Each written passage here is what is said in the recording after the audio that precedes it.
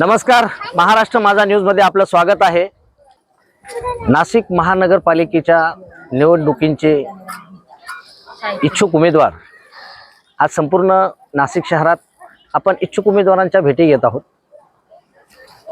कोण उमेदवार कोणत्या विषयावर ही नगरपालिका निवडणूक लढवत आहे, मुद्दे, त्यांनी केलेले कामं आणि जनतेचा त्यांच्याकडे असणारा राहू, या सर्व गोष्टी बघण्यासाठी आपण आज नाशिक शहराच्या घरकुल भागामध्ये आलेलो आहोत।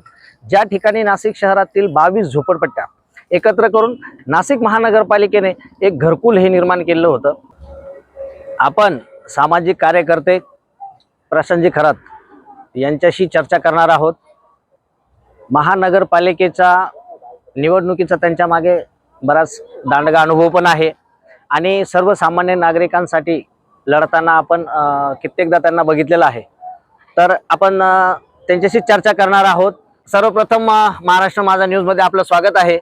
आणि आज घरकुल या ठिकाणी आपण ज्या परिसरात राहता इथल्या नागरिकांचे प्रश्न घेऊन आजपर्यंत आम्ही तुम्हाला नगरपालिकेत असेल, रस्त्यावर असेल, भांडताना बघितलेलं आहे। नमस्कार, मी प्रशांत खरात, प्रभाग क्रमांक 27 मधून माझे मिसेस इच्छुक उमेदवार आहे। भारत हा डिजिटल इंडियाकडे वाटचाल करत आहे।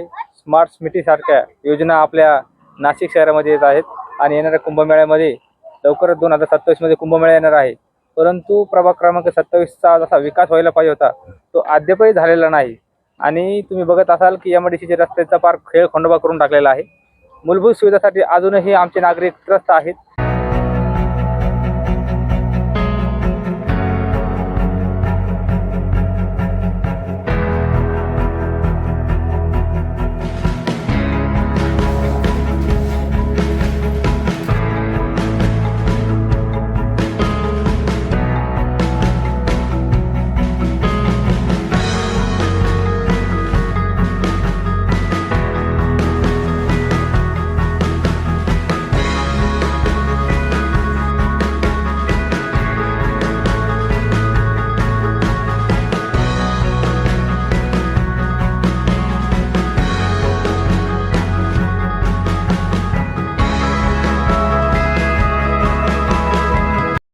त्यांना त्यांच्या हक्काचं ठिकाण, हक्काची स्वच्छता, शौचालय, ड्रेनेज लाईन, पाईपलाईन जे फुटलेले आहेत अजूनही उघड्यावर सर्व खेळ यांचा मांडलेला आहे। त्यामुळे ह्या सगळ्या समस्या सोडवण्यासाठी सोडवण्यासाठी आमच्या हक्काचा माणूसच सोडू शकतो। त्यासाठी सर्व नागरिकांची विनंतीला मान देऊन 2017लाही आम्ही इलेक्शन लढलो। भरभरून आम्हाला 1 रुपया कोणी आमची चहाही न पिता आम्हाला लोकांनी आशीर्वाद दिलेले आहेत। 3,517 आम्हाला मतं मिळालेली आहेत आणि थोड्याशा अनुषंगाने आमचा पराभव राहिला। आणि आता 2026 मध्ये आम्हाला लोकांनी पुन्हा एकदा साथ घातलेली आहे की तुम्ही इलेक्शन लढावं आणि आपल्या हक्काचा माणूस म्हणून कोणतरी निवडून यावं आणि आपल्या सुविधा सोडाव्यात, यासाठी आम्ही प्रयत्न करणार आहोत। या जनसामान्याचा आवाज कोणीतरी ऐकला पाहिजे। हे गेंड्याचे कातराचे प्रशासन आहे, लोकांचे जीव घेत आहेत आणि एमआयडीसी मध्ये रस्त्यांचा पूर्ण रस्त्यात खड्डे की खड्ड्यात रस्ते हे कळायला मार्ग नाही। आत्ताच आमच्या घरकुल परिवारातील गायकवाड म्हणून 1 किलो पांडेचे अपघात होऊन अजून त्यांना 15 दिवसही झाले नाहीत। त्यांचा दुर्दैवी मृत्यू झालेला आहे आणि त्यांचं कुटुंब उघड्यावर आलेलं आहे।